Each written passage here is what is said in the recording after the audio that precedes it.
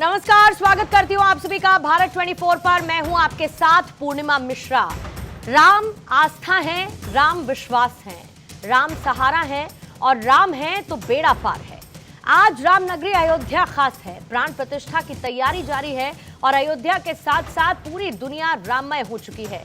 घर घर दीपक जलाए जा रहे हैं और पूरे देश में उत्सव सा माहौल है। 22 जनवरी को देश में आधे दिन की छुट्टी का ऐलान कर दिया गया है। हर एक शख्स अयोध्या की तरफ पांव गड़ाए बैठा है, लेकिन कुछ लोग हैं जो प्यार के इस मौके पर नफरत की आग जलाने की कोशिश में हैं। पहले एआईयूडीएफ के अध्यक्ष बदरुद्दीन अजमल ने नफरती टिप्पणी की, तो अब समाजवादी पार्टी के सांसद एसटी हसन ने उनकी हां में हां मिलाकर आग में घी डालने का काम कर दिया। सपा सांसद एसटी हसन ने कहा है कि कहीं पर जाते समय एहतियात जरूरी है, क्योंकि बसों और ट्रेनों में कुछ सिरफिरे लोग चलते हैं और आज भी इसके हमारे पास उदाहरण हैं। सिरफिरे लोग दाढ़ी वाले मुसलमानों को ट्रेनों में टॉर्चर करते हैं। उन्होंने कहा कि ये सिर्फ ट्रेनों के अंदर ही नहीं बल्कि बसों में भी किया जाता है और इसीलिए यात्रा करने के दौरान एहतियात बरतें, तो ऐसा काम ना करें जिससे अपनी बेइज्जती हो। आजकल तो लोग नफरत फैलाकर सिंहासन हासिल करना चाहते हैं और ऐसे में सवाल ये उठता है कि मंदिर की प्राण प्रतिष्ठा पर लगातार सियासत की वजह क्या है। प्राण प्रतिष्ठा से पहले इतनी नफरत क्यों फैलाई जा रही है और राम राज्य से किसको डर लग रहा है। प्राण प्रतिष्ठा से चुनाव में क्या विपक्ष का खेल बिगड़ जाएगा और राम राज्य आएगा तो क्या सहिष्णुता लेकर आएगा। मर्यादा पुरुषोत्तम के आदर्श लोगों को एकजुट रहने के लिए प्रेरित करते हैं और आज इसी पर चर्चा करेंगे। हमारे साथ खास मेहमान भी मौजूद होंगे, लेकिन उससे पहले एआईयूडीएफ के अध्यक्ष बदरुद्दीन अजमल और सपा सांसद एसटी हसन को सुन लेते हैं कि आखिर किस तरीके से आज उन्होंने नफरती बोल बोले। 20 तारीख का लिए 24-25 तारीख केउ जे ट्रेने सफर पूरा भारत वर्ष এই যে রাম জন্মভূমির মুক্তি রাখা হইল, রামের মুক্তি রাখা হইল, ওই দিন তারা পুরো পৃথিবী দেখে লাখ লাখ মানুষ আর ভারতবর্ষ থেকে তো ঢাকাই দিয়েছে। গাড়ি, বাস, ট্রেন, স্পেশাল ট্রেन, প্লেन सब दिखे। देखिए, मैं समझता हूँ एहतियात ज़रूरी है, क्योंकि कुछ सरफिरे लोग बसों में ट्रेनों में चलते हैं और आज भी ये हमारे पास एग्जाम्पल्स हैं। एक बार फिर से उन मजहबी बोल, उन जहरीले बोलों को आप तक पहुंचा देते हैं जो आजकल राम पर राजनीति करते हुए दिखाई दे रहे हैं। 20 तारीख का लिए 24-25 तारीख केउ जे ट्रेने सफर पूरा भारत वर्ष এই যে রাম জন্মভূমির মুক্তি রাখা হইল, রামের মুক্তি রাখা হইল, ওই দিন তারা পুরো পৃথিবী দেখে লাখ লাখ মানুষ আর ভারতবর্ষ থেকে তো ঢাকাই দিয়েছে। गाड़ी, बस, ट्रेन, स्पेशल ट्रेन, प्लेन सब दिखे। देखिए, मैं समझता हूँ एहतियात ज़रूरी है, क्योंकि कुछ सरफिरे लोग बसों में ट्रेनों में चलते हैं और आज भी ये हमारे पास एग्जाम्पल्स हैं कि दाढ़ी वाले मुसलमानों को टॉर्चर किया गया है, ट्रेनों के अंदर भी, बसों के अंदर भी। तो ऐसा काम क्यों करें जिससे कि अपनी बेइज्जती हो। तो देखिए, दोनों बयानों को आपने सुना और इस पर गिरिराज सिंह ने पलटवार किया है। गिरिराज सिंह ने अजमल पर निशाना साधा था। क्या कहा था उन्होंने, आपको वो भी सुनवा देते हैं। बीजेपी सबका साथ, सबका विश्वास के साथ चलती है और बदरुद्दीन अजमल को भले नफरत हो बीजेपी से, बीजेपी मुसलमान से नफरत नहीं करती। और आपने देखा होगा वो मुसलमानों को डराएं, धमकाएं, उनमें भ्रम पैदा करें, लेकिन इकबाल अंसारी जो राम जन्मभूमि के पिटिशनर थे, उनके पिताजी, वो जा रहे हैं और पूजा में भी सम्मिलित होंगे। देखिए, संविधान की रक्षा की गई थी, कोर्ट के आदेश का पालन हुआ था, कोर्ट के आदेश का पालन हुआ। ये तो झूठ बोलते हैं, भारतीय जनता पार्टी के केवल झूठ बोलते हैं। बताइए, कोर्ट का आदेश का पालन हुआ? संविधान की व्यवस्था हुई, जबरदस्ती वहाँ पर जब कोर्ट का स्टे था, यथास्थिति बनाए रखनी थी, तो बताओ वहाँ पर जो विवादित ढांचा था, जो बाबरी मस्जिद थी, तो बताओ उस पर जब इन लोगों ने तोड़ा था, तो वहाँ के प्रशासनिक की जिम्मेदारी थी इस कोर्ट के अनुसार यथास्थिति बनाए रखनी थी, तो किसने उस पर तो संविधान के उल्लंघन किया था? किसने कोर्ट के आदेश का उल्लंघन किया था? उनके खिलाफ तो कार्रवाई होना चाहिए था।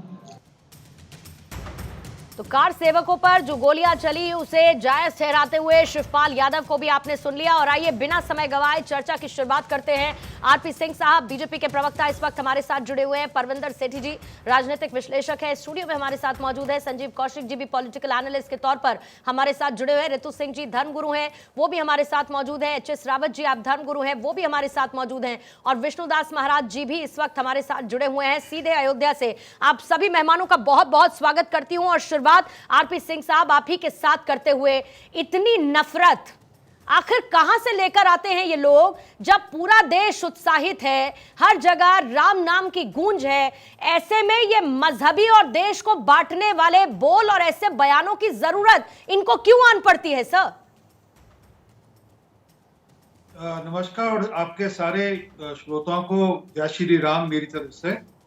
और जिस प्रकार से आज पूरा देश राममय है, कुछ लोग हैं जो अपनी वोट बैंक की राजनीति के चलते हुए इस प्रकार के बयान दे रहे हैं।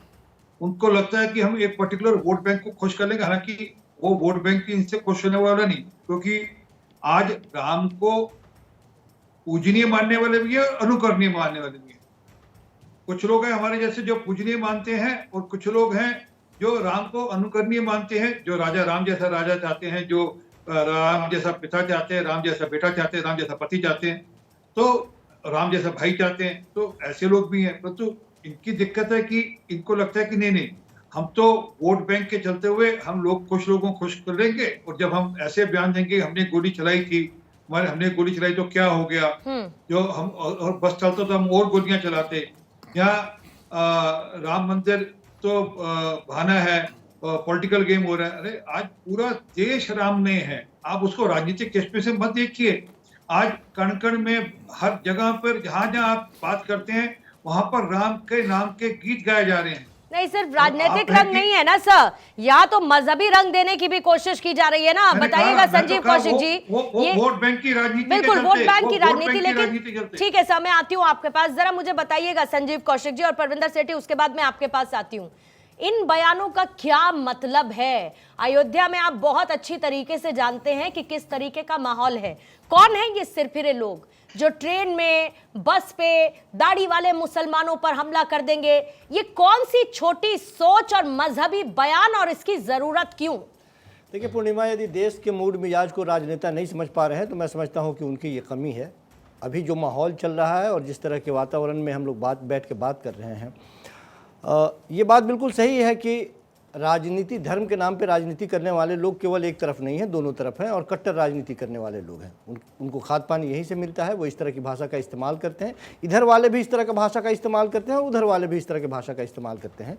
लेकिन इसका मतलब ये नहीं है कि देश के बहुसंख्यक वर्ग या अल्पसंख्यक में भी सारे लोग इसी विचारधारा को लेकर चल रहे हों। एक यदि सुरक्षा का वातावरण है, यदि उनको ऐसा लगता है, तो जाहिर सी बात है कि वो अपने वोट बैंक को मजबूत करने का प्रयास कर रहे हैं। आज के वक्त में जब पूरा हिंदुस्तान राम में होता हुआ दिखाई दे रहा है, मुझे नहीं लगता है कि कहीं किसी के ऊपर किसी तरह का पॉलिटिकली आप अपना जनाधार बना सकते हैं, खोते हुए देख के आप उसके बारे में अपनी रणनीति बना सकते हैं। लेकिन इस तरह का वातावरण कि कहीं कोई घटना घट जाए, अप्रिय घटना घट जाए, किसी के ऊपर दोषारोपण कर दे, घर से बाहर नहीं निकलना है, दाढ़ी वाले को परेशानी होती है, मुझे नहीं लगता है कि इस तरह का माहौल अभी हिंदुस्तान में बना हुआ है। ये बात बिल्कुल सही है कि राजनीतिक तौर पे भारतीय जनता पार्टी वो तमाम प्रपंच भी रचती हुई दिखाई दे रही है जिससे उसको राजनीतिक लाभ मिले। तो धर्म के नाम पर ध्रुवीकरण दोनों तरफ के लोग कर रहे हैं। एक आज सबसे आगे कदम दो चार कदम आगे है और उसको बेहतर लाभ मिलता हुआ दिखाई दे रहा है। तो अभी कम से कम जब आप उरूज पे होते हैं, किसी भी जगह पे होते हैं, तो उस तरह की हरकत नहीं करते हैं जिससे आपकी छवि खराब हो और छोटी हो और धूमिल हो। तो कम से कम भारतीय जनता पार्टी के लोग या भारतीय जनता पार्टी से इस वक्त इस तरह की उम्मीद तो हम नहीं रखते हैं। लेकिन राजनीति चरम पे है, राजनीति तो भारतीय जनता पार्टी के लोग भी कह रहे हैं, हसन साहब भी कर रहे हैं। इस वक्त आप ज्यादा दोषी किसको बता रहे हैं कौशिक जी? नहीं, मुझे ज्यादा दोषी आप किसको बता रहे हैं? क्योंकि आप तो बीजेपी से सवाल पूछ रहे हैं, वो मैं देख रही हूं, उसका जवाब सिंह साहब दे देंगे।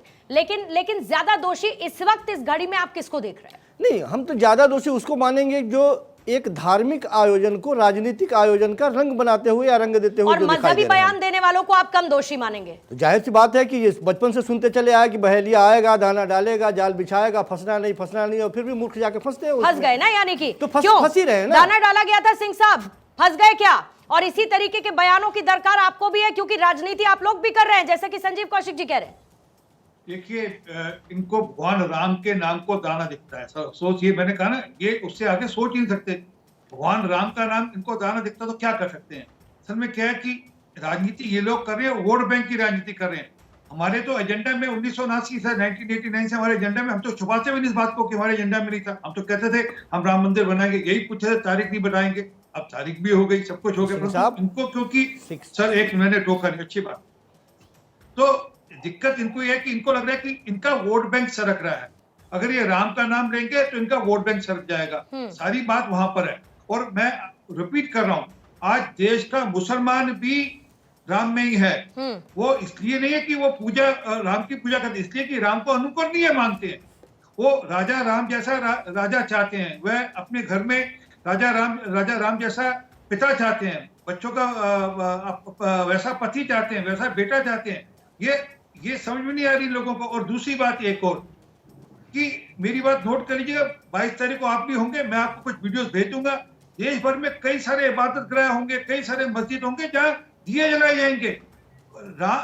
ये बांटना चाहते हैं राम को मजहब के नाम पर। राम को आप मजहब के नाम पे बांट नहीं सकते इस देश के अंदर। आप बांटेंगे तो नुकसान होगा। और कृपा कर आप राम को एक मिनट की, अच्छा लग रहा है मुझे अच्छा लग रहा है कि केजरीवाल साहब इन दिनों में जगह जगह जाकर पाठ कर रहे हैं, पूजा कर रहे हैं, अच्छा लग रहा है। परंतु केजरीवाल साहब को बोलो अपने जो पुराने बयान थे उसको भी जरा ठीक करें ना। जब कहते थे कि मेरी नानी ने कहा था कि अगर मस्जिद है तो मंदिर नहीं बनना चाहिए, या सिसोदिया साहब ने, उनके जो उप मुख्यमंत्री थे, उन्होंने कहा था यहाँ तो मंदिर बनने नहीं चाहिए, यहाँ पर तो लेकिन सबकी अपनी अपनी वोट बैंक की राजनीति है ना सिंह साहब, आपने तो इसका जिक्र पहले ही कर दिया है। हाँ, जल्दी से सर। मैं सिर्फ ये कह रहा हूँ कि केजरीवाल साहब के ऊपर आप आरोप लगा सकते हैं, लेकिन भारत की राजनीति में पहले ऐसे राजनेता हैं जिन्होंने अभी तक 2 बार ट्रेनें खोल चुके हैं वो, और दिल्ली के वृद्ध बूढ़े माता और पिता के लिए उन्होंने अयोध्या का दर्शन करा दिया और आज भी वो कराने की इच्छा रखते हैं। दूसरी बात मैं ये कह रहा हूँ कि आपने कहा कि आपके एजेंडे में, सिंह साहब आपके जो एजेंडे में है, मैं भी तो वही कह रहा हूँ कि खुलेआम आप स्वीकार कर लीजिए कि हमारे एजेंडे में और राजनीति का उन्होंने कब मना किया कौशिक साहब? कब मना किया उन्होंने कब मना किया? क्या उन्होंने 84 को नकारा? क्या उन्होंने 89 को नकारा? क्या 2014 के अपने घोषणा पत्र को नकारा? क्या उन्होंने नारा नहीं दिया कि मंदिर वही बनाएंगे, तारीख भी बताएंगे, मंदिर वही बन रहा है, प्रभु श्री राम आ रहे हैं? इनमें से कोई किसी भी बात को नकारा क्या उन्होंने? एजेंडे का एक हिस्सा ये भी है। नकारा क्या? आपको दिक्कत किस बात से? संजीव कौशिक जी, मैं पूछ रही हूँ कि दिक्कत किस बात से है? इनके एजेंडे में था, इस बात से दिक्कत है, या बीजेपी को अभी क्रेडिट मिल रहा है? दिक्कत इस बात से, ज्यादा दिक्कत किस बात से? दिक्कत इस बात से है कि 22 तारीख के उस राजनीतिक कार्यक्रम को ये हमें समझाने का प्रयास कर रहे हैं कि भगवान राम का बुलावा आया है। नहीं तो है ना, आप 21 भगवान राम का बुलावा है ना सर। 21 तारीख को जाएंगे पूरे तो देश भगवान से से बुलावा पूछिए, नहीं होगा। देश के एहसास को पूछिए। ठीक है, रावत साहब आपके पास आते हो और उसके बाद बाकी मेहमानों का भी जिक्र करूंगी। रावत साहब जरा मुझे समझाइए कि ये समस्या सारी की सारी बदरुद्दीन अजमल या एसटी हसन को क्यों है? जब हम ओवैसी के बयानों का जिक्र करते हैं तो ये कहते हैं कि ओवैसी इन बयानों के बगैर अपनी राजनीति चला नहीं पाएंगे। जब वो कह देते हैं कि मुसलमानों अपनी ताकत को बचाकर रखना, तुमसे तुम्हारी मस्जिदें छीन ली जाएंगी, ये बदरुद्दीन अजमल, एसटी हसन, फिर वही बात हो गई ना कि मुसलमानों को देश में डर लगता है क्या?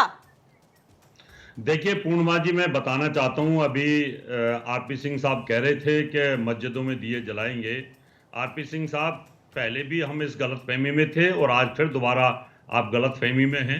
गुरु गोविंद सिंह जी ने कहा था कि आप ये पूरा हाथ तेल में डाल दो और तेल को फिर बोरी में डाल दो और जितने तेल आ जाएं उतनी बार ये कसम खा लेना, तब भी यकीन नहीं किया जा सकता। इसलिए इनके अंदर जो जहर भरा हुआ है, मुझे एक मस्जिद आप दिखा देना कहीं पर भी जिसमें दिए जलाएं। इनके शरीयत में है ही नहीं। इनके इस्लाम में ही नहीं है कि ये दिए जला दें, और अगर इन्होंने दिए जला दिए तो फिर तो ये काफिर हो जाएंगे।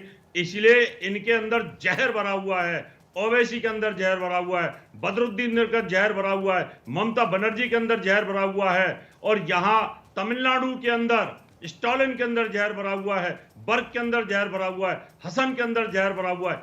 ये लोग जो है ना, ये तड़फ रहे हैं अंदर से। इनको ये लग रहा है कि हमारी बाबरी मस्जिद जो है चली गई है।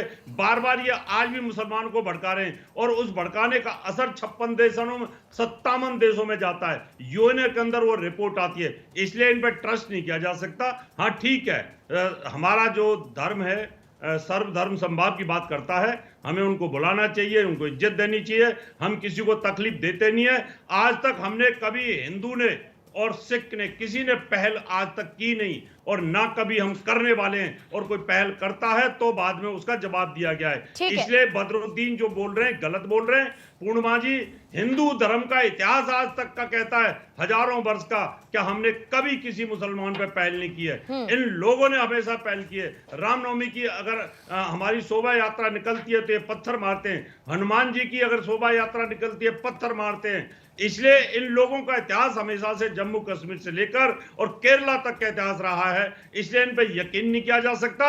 ये प्रोपोगंडा कर रहे हैं, ये ठीक है, अपने लेकिन ऐसा क्यों, देशों के ऐसा क्यों आंकड़ों को ऋतु खुद सिंह करने के लिए जी, बातें कर रहे हैं। सर्वधर्म समभाव की बात करने वाला भारत देश, ये कहते हुए कि हम सबको साथ लेकर चलते हैं, और उसकी तस्वीर हर जगह दिखती है। मैं कहती हूं कि ऐसा नहीं है कि हिंदू मुस्लिम बटा हुआ है, लेकिन फिर वही बात, सहिष्णुता असहिष्णुता, मुस्लिम डरा हुआ है, बचकर जाना, दाढ़ी वाले मुसलमानों को टॉर्चर किया जाएगा बस और ट्रेन में।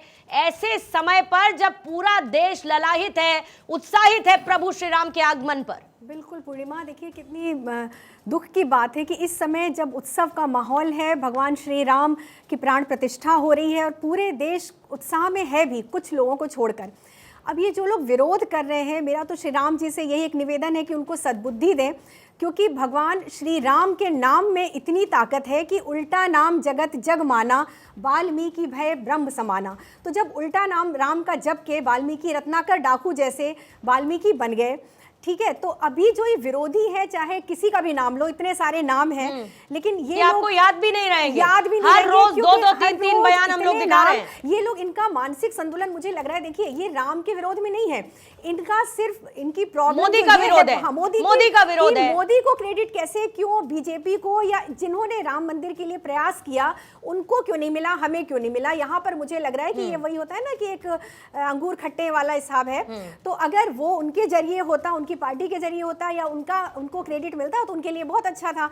तो अभी उनको सिर्फ स्वागत करना चाहिए, क्योंकि रमनते इति रामा, पूर्णिमा, राम को तो अलग किया ही नहीं जा सकता। सृष्टि के कण कण में राम है, और अभी राम के नाम के साथ देखिए जो सबसे अच्छी बात ये जो मैंने अभी पहले बोली कि हर कोई जो विरोध में है, जो आस्तिक है, नास्तिक है, लेकिन वो राम का नाम दिन में कम से कम 100 बार ले रहा है। तो ये उनका भी भगवान श्री राम कल्याण करेंगे, क्योंकि राम तो जन जन के हैं, वो तो हर पक्ष को आज फारूक अब्दुल्ला साहब को सुन रही थी मैं सोशल मीडिया पर, और उनका राम पर एक भजन, और उनके साथ बैठे हैं कपिल सिब्बल साहब। सुना होगा सेठी साहब आपने।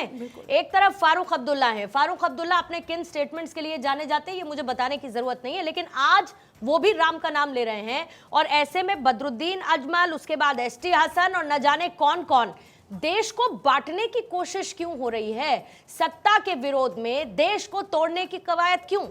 नहीं, देखिए, सबसे पहली बात तो मैं ये कहना चाहूँगा कि भगवान राम का मंदिर बन रहा है, और हमें देश के अंदर किसी भी व्यक्ति को कोई ऐसी बात नहीं करनी चाहिए जिससे किसी की धार्मिक भावनाएं आहित हों। पहली बात। दूसरी बात यह है कि भारतीय जनता पार्टी को भी इस बात का ख्याल रखना चाहिए कि ये धार्मिक उत्सव है, ये व्यक्तिगत मामला है।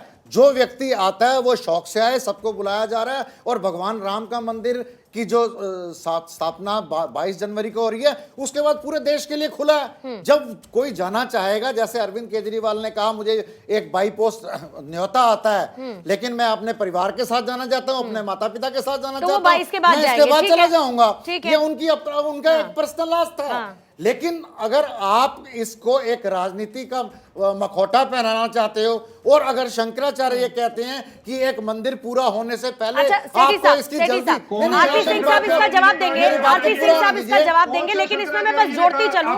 आ रही हूँ सर, सिंह साहब आ रही हूँ मैं आपके पास, सिंह साहब आ रही हूँ मैं, बस इसमें जोड़ देती हूँ मैं। 500 साल बाद मनुवाद की वापसी। नहीं, सुन लीजिए सर, सुन लीजिए, एक सेकंड सुन लीजिए। मंदिर का रास्ता, गुलामी का मार्ग, और न जाने क्या क्या। राम मांसाहारी थे। इसके अलावा इतने बयान हैं कि मैं भूल भी चुकी हूं कि राम के खिलाफ कितने विरोधाभासी बयान दिए गए हैं। लेकिन आप किसका जिक्र कर रहे हैं? आप निमंत्रण तक रुक गए, राम पर कैसे, राम के खिलाफ कैसे नहीं है सर, जरा ये बताइए कैसे नहीं है? के सबसे बड़े शंकराचार्य हैं, उन्होंने एक ऑब्जेक्शन लगाया सर। वो चैप्टर क्लोज हो चुका है, वो चैप्टर क्लोज हो चुका है सर, पार्टी ने, चैप्टर क्लोज हो चुका है, धर्म के व्यक्ति ने नहीं लगाया। उन्होंने कहा कि अगर 2026 में चुनाव होते तो क्या तब भी आज ये इसका करने की जल्दबाजी होती? खैर, ये इनका व्यक्तिगत नहीं, ये कौन तय कर रहा है? सिंह साहब फिर से वही बात आ गई कि आप लोग जल्दबाजी कर रहे हैं क्योंकि 24 का चुनाव है। कोर्ट ने एक फैसला दिया है, कोर्ट ने राम मंदिर का फैसला दिया है। भारतीय जनता पार्टी इसको हाईजैक करना चाहती है। आप बनाइए ना उत्सव, सारा देश आपके साथ है। भगवान राम के खिलाफ हमारे साथ नहीं है, भगवान राम के साथ है। 2533 बार अरे तो सेठी साहब, सरकार का विरोध करिए ना, किसने मना किया? सरकार का विरोध करिए ना, राम का विरोध क्यों? राम का विरोध क्यों? प्रभु श्री राम का विरोध क्यों? ये मुझे बताइए आप सर। जिस तरीके के स्टेट, ऐसे नहीं होता है सेठी सर, ऐसे नहीं होता है, ऐसे नहीं होता है। सामने सुनिए, आरपी सिंह साहब बैठे हुए हैं, व्रत पर चल रहे हैं वो 22 तारीख तक। क्यों आरपी सिंह साहब, सही करिए, सही बताइएगा, व्रत पर आप चल रहे हैं, ये उनकी श्रद्धा है, व्यक्तिगत मामला है, व्यक्तिगत मामला है ये। मैं आ रही हूँ सिंह साहब, मुझे कुछ सेकंड्स दीजिएगा, आप अपना काउंटर तैयार रखिएगा, मैं लौटती हूँ, लेकिन मुझे विष्णुदास महाराज जी के पास भी जाना होगा। विष्णुदास महाराज जी, आप तो अयोध्या में हैं, आपसे अयोध्या में मेरी मुलाकात हो चुकी है, और अयोध्या की वो तस्वीर मैं खुद देखकर आई हूं जहां पर हिंदू मुस्लिम एकता कितनी खूबसूरत नजर आती है। बंटवारा हो ही नहीं सकता। फिर उसके बाद ऐसे बयान आना कि मुसलमानों, दाढ़ी वाले मुसलमानों, जरा बचकर एहतियात रखकर चलना, तुमको बसेस में और ट्रेन में टॉर्चर किया जाएगा।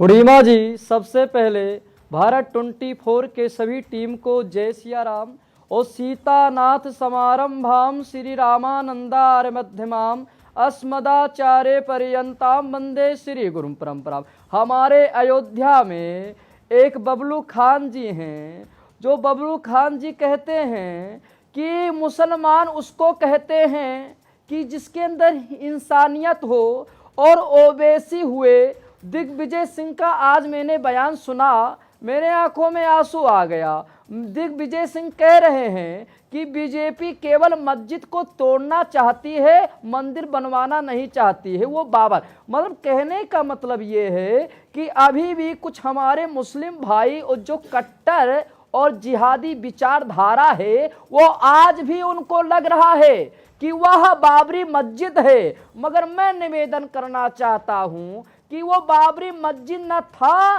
न है, न रहेगा। बाबर का राज था, जब बाबर का राज था तो उस समय बाबर ने एक ढांचा दिया था लगा, जो हमारे कार सेवकों के अंदर आक्रोश आ गया और दौड़ते दौड़ते गए और अपने शरीर का भी परवाह नहीं किए और उस ढांचा को गिरा दिए और सीनों पे गोली खा लिए। उस समय मुलायम सिंह की सरकार थी। मैं ये कहना चाहता हूँ, मैं निवेदन भी करना चाहता हूँ कि ओवैसी और चाहे दिग्विजय सिंह और चाहे विपक्षी नेता लगातार संस्कृति, सनातन धर्म, राम को लेकर के इस प्रकार बयानबाजी क्यों कर रहे हैं? इसके पीछे बहुत बड़ा रीजन है। रीजन यह है कि इस प्रकार बयानबाजी वो इसलिए कर रहे हैं, ओवैसी बोल रहा है, हे मुस्लिम भाई, हे हमारे भाइयों, अपने बल को तैयार कर लो, एक बाबरी मस्जिद गई, अब दोबारा नहीं जाना चाहिए। ये ओवैसी क्यों कह रहा है? ओवैसी इसलिए कह रहा है कि अभी जो मथुरा वाला है और जो ज्ञान व्यापी है, जो बनारस में, वो दोनों लेकर के वो इशारा कर रहा है कि अब ऐसा नहीं होना चाहिए। मतलब इस प्रकार बयानबाजी करता है कि हमारे हिंदू भाई, हमारे मुस्लिम भाई को एकदम फोड़ करके और एकदम गलत माहौल बनाना चाहता है, कट्टरवादी जिहादी बनाना। ठीक है, ये लोग माहौल खराब करना चाहते हैं, आप ये कह रहे हैं। ठीक है विष्णुदास जी, मैं समझ गई आपकी बात का पर्याय क्या है, मैं समझ चुकी हूँ उसको। लेकिन सिंह साहब, दूसरी तरफ से बयान ये आता है कि आप लोग नफरत फैलाकर सिंहासन पर बैठे रहना चाहते हैं। अब कौन दोषी नहीं, लेकिन उससे माहौल खराब हो रहा है। ऐसे बयानों को कैसे रोकेंगे जब हम मर्यादा पुरुषोत्तम श्री राम की बात करते हैं, जब हम राम राज्य की बात करते हैं, उनके आदर्शों की बात करते हैं? ये तो उससे विपरीत नजर आता है। देखिए, ये सबके सब वो हैं जो बाबर के पक्ष में खड़े दिखते हैं। और माफी चाहता हूँ, सेठी साहब बैठे हैं, गुरु ग्रंथ साहब पढ़िए। ऐती मार पई कुरलाने तय की दर्द न है। ये गुरु नानक देव जी ने बाबर बाणी में, गुरु ग्रंथ साहब में दर्ज किया, अंग 360 में दर्ज है गुरु नानक देव जी की बाणी, जिसमें बड़ी स्पष्टता से जो बाबर ने जो हमला किया वो दर्ज है। और 1510 और 11 में गुरु नानक देव जी अयोध्या गए, मंदिर के दर्शन किए, रामलला के दर्शन किए, ये भी साखियों में दर्ज है। साखी मतलब बायोग्राफी में दर्ज है गुरु नानक देव जी की। और 1858 के अंदर वहां पर निहंग सिंह ने जाकर वहां हवन किया, ये भी दर्ज है, उनके खिलाफ एफआईआर हुई। तो हम कौन लोग कहते हैं कि विवादित ढांचा या ढांचा कुछ नहीं था साहब, वहां कभी नमाज हुई नहीं, वहां पर कभी कोई पूजा पद्धति उपासना कोई मुसलमानों की हुई नहीं, परंतु क्योंकि हम लोगों को डराना है, लोगों को उस डर के अंदर लेकर आना है ताकि हम अपनी वोट बैंक की राजनीति साध सके। ये लोग कर रहे हैं, इसके अलावा कुछ नहीं है। पर एक बात मैं बड़ा स्पष्ट कर दूं, ये जो लोग कोशिश करिए अपनी कोशिश में नाकामयाब होंगे। मुझसे पहले कोई संत थे, जो महात्मा थे, वो बोले थे कि मुसलमान ऐसे हैं, परंतु मेरा मानना है कि आज देश का मुसलमान सब समझता है। और वह आज इस ढंग से सोचिए कि इकबाल अंसारी जी, जो कि जिन्होंने पूरा मुकदमा लड़ा, जिनके पिताजी ने पूरा मुकदमा लड़ा, वह भी राम मंदिर में जिस दिन उद्घाटन है उस दिन वहां रहने वाले हैं, उस दिन वो वहां रहने वाले हैं सिंह साहब। और अभी 2 दिन पहले जब उनसे अयोध्या में मेरी मुलाकात हुई, कौशिक साहब आप भी सुनिएगा, मन से उन्होंने कहा जय सिया राम। राम राज्य पर उन्होंने, सुनिए सर, हिंदू राष्ट्र पर वो कहते हैं कि मैं भी मानता हूं कि हिंदू राष्ट्र है, भारत हिंदू राष्ट्र है। मैं कहीं की बात नहीं है सर, ये एक नैरेटिव की बात है, आप ये समझिए। 2 लोग हैं और ऐसे कई लोग हैं जो एक अलग नैरेटिव को सेट कर रहे हैं। फिर इकबाल अंसारी साहब हैं, वो भी एक नैरेटिव दे रहे हैं। मैं कहती हूँ फिर सर्वधर्म संभाव कहाँ है? फिर सबके अपने अपने नैरेटिव और देश को बांटने की कोशिश नहीं है क्या सर? गजब का राजनीतिक प्रपंच काल चल रहा है। देश के शंकराचार्य धूल फांक रहे हैं, धेले बराबर उनकी अहमियत नहीं दी जा रही, और त्रिपुंड लगा करके राजनीतिक बातें करने वाले हमें ज्ञान दे रहे हैं, राजनीति से पगा हुआ धार्मिक हमें ज्ञान देने का प्रयास कर रहे हैं। मैं सिर्फ ये कह रहा हूं कि किसी को हिंदुस्तान में, चाहे अल्पसंख्यक समाज के लोग हों या बहुसंख्यक समाज के लोग हों, किसी को राम मंदिर पर कोई आपत्ति नहीं है। किसी राजनीतिक दल ने यह नहीं कहा है कि हम अयोध्या नहीं जाएंगे, हमें राम से परहेज है। सिर्फ बात इतनी सी है कि 22 तारीख का जो आयोजन हो रहा है, वो पार्टियां मानती हैं कि ये अपने बहिष्कार करें। केजरीवाल साहब क्यों नहीं जा रहे, बताइए ना। 21 को जाएंगे तो राम वहां नहीं, खड़गे साहब क्यों नहीं आ रहे, तब तक राम सोनिया गांधी क्यों मना कर रही है, अजय रंजन चौधरी क्यों मना कर रहे हैं? प्रधानमंत्री के बारे में अवतार है, और जो कहते थे कि हमने बाबरी मस्जिद तोड़ी, हमने बाबरी मस्जिद गिराई, चले जाए, रात में आएंगे भगवान राम, किसकी बात कर रहे हैं? चले जाएंगे। हमें इंतजार है आरपी साहब की इजाजत का, वहाँ के सरकार की इजाजत के लिए हम बैठे रहेंगे। बात इजाजत की नहीं है, बात है, बात क्या आपत्ति है, क्या आपत्ति है? आपको उत्साह नहीं है, आपको उत्साह नहीं है कि 500 सालों बाद ये मौका आया है, 5 सदियां बीत गई, ये इंतजार बरकरार था, ये मौका आया है, आप उत्साहित नहीं है? नहीं, आप नहीं, आप नहीं मनाना चाहते ना, आप नहीं मनाना चाहते तो बोलिए कि मैं नहीं मनाना चाहता जश्न, आप बोलिए कि मैं जश्न नहीं मनाना चाहता, आप बोलिए आपके कहने से नहीं मनाऊंगा मैं। वो जाल बिछाएंगे, हम उस जाल में फंसने वाले नहीं है। कौन सा जाल है? हम दिवाली भी कौन सा जाल है कौशिक साहब? पहले भी जाल है? जरा जाल तो क्लियर करिए ना, जाल तो बताइए कौन सा जाल है, जरा बताइए मुझे। पहले भी गए हैं अयोध्या और श्री रामलला के उस भव्य पुराने वाले मंदिर में भी गए हैं और इस वाले में भी गए हैं, आगे भी जाएंगे हम। आम आदमी के लिए तो एंट्री बैन है, अभी वहां सिर्फ वीआईपी के लिए एंट्री अब छत केवल बांटा गया तमाशा करने के लिए। वीआईपी कौन सा न्योता था आज के बाद से बंद है वहां पे एंट्री आम आदमी के लिए? ये अक्षत क्या बांट रहे थे, कौन सा प्रपंच कर रहे थे? मतलब आपको ये बड़ा आयोजन और उसके सिक्योरिटी रीजंस भी समझ में नहीं आते। ऋतु जी मुझे जरा ये समझाइए। नहीं सर, मेरे को तो सुनिए, मैं क्या कह रही हूँ, नहीं बिल्कुल बाकियों को भी समझ में आती है, लेकिन कहीं तो खुलकर बात कीजिएगा सर कि सेलेक्टिव अप्रोच रखेंगे, इस पर बात करनी है, इस पर बात नहीं करनी है, इसको गुम कर देना है। ये जबरदस्ती का विरोध है। और देखिए आज एंट्री बंद है, आज से पहले तो बंद नहीं थी ना। और अगर न्योता कम लोगों को दिया जा रहा है तो देखिए, अरे मैम जिसको निमंत्रण मिला वो तो जाने को तैयार नहीं 22 तारीख को, बता रहे हैं कि एंट्री बंद है। आप कह रहे हैं किसी राजनीतिक पार्टी ने विरोध नहीं किया, मना नहीं किया, क्यों नहीं मना किया? सबने बिल्कुल स्टेटमेंट दिया है, कांग्रेस हो या कोई हो, कि हमें नहीं जाना। ठीक है, समाजवादी पार्टी 22, लेकिन 22 जब जिस दिन फंक्शन है, जिस दिन आयोजन है, जिस दिन प्राण प्रतिष्ठा है, आप उस दिन नहीं जाएंगे, उसके दूसरे दिन जाएंगे, तो ये विरोध है ना। डंके की चोट पे कह रहे हैं कि ये हमारे राजनीतिक पहले से ही एक एजेंडे में शामिल है, उस एजेंडे को हम पूरा कर रहे हैं। आप लोग भारतीय जनता पार्टी के प्रवक्ता डंके की चोट पे कह रहे हैं। आप मुझे एक वो बताइए, सबको विरोध है कि मोदी जी कर रहे हैं, ठीक है, लेकिन आप तो कह दें शंकराचार्य जी का विरोध है, कह दें हम तो यही चाह रहे हैं कि मोदी जी कर रहे हैं तो वो मान ले, कोई दिक्कत नहीं है। शंकराचार्य जी हमारे हिंदू धर्म के 4 स्तंभ हैं, चारों शंकराचार्य, उनका पूरा सम्मान है, लेकिन उनकी अपनी बुलाया गया है, बिल्कुल उनकी अपनी दृष्टि है, जो उनके धार्मिक बंधन है या जो भी शंकराचार्य के विरोध में भारतीय जनता पार्टी के आईटी सेल के लोग जिस तरह की भाषा का इस्तेमाल कर रहे हैं ना, एक बार आप पढ़ लेंगे तो खून खोल जाएगा। अगर आपकी पार्टी ने सनातनी होने के नाते पढ़ लेंगे अगर तो आपकी खून खोल पार्टी ने जाएगा। राम मंदिर में अपना श्रेय दिया होता तो क्या वो उसका फायदा न उठाते? वो क्या चुनाव होता तो क्या नहीं करते ऐसा? यही बात है। अगर वो जल्दी से बताइए क्योंकि अब समय कम है, तो एक क्लोजिंग कमेंट सबसे मैं जल्दी से लेना चाहूंगी और उसके बाद सिंह साहब आपके पास आती हूँ। रावत साहब जरा बताइए, बार बार इस बात का जिक्र हो रहा है, बीजेपी इसका क्रेडिट लेने की कोशिश कर रही है, बार बार ये बात विपक्ष की तरफ से कि वो राजनीतिक फायदा लेने की कोशिश कर रही है। जरा मुझे विपक्ष के एंगल से समझाइए। विपक्ष को डर इस बात का है कि प्रभु श्री राम को खुलकर अपना लिया और खास तौर से 22 तारीख का निमंत्रण स्वीकार करते हुए पहुंच गए तो उनका चुनावी खेल बिगड़ जाएगा। देखिए पूर्णिमा जी, मैं बिल्कुल बताना चाहूंगा, निष्पक्ष बताना चाहूंगा, जिस पार्टी ने मेहनत की हो, जिस पार्टी के मैनिफेस्टो में लिखा हो कि हम राम मंदिर बनाएंगे, जनता से जिसने वादा किया हो, जनता की वोट ली हो, घर घर जाकर के उन्होंने चंदा लिया हो, उनको पूरा श्रेय जाना चाहिए और उनको लेना भी चाहिए।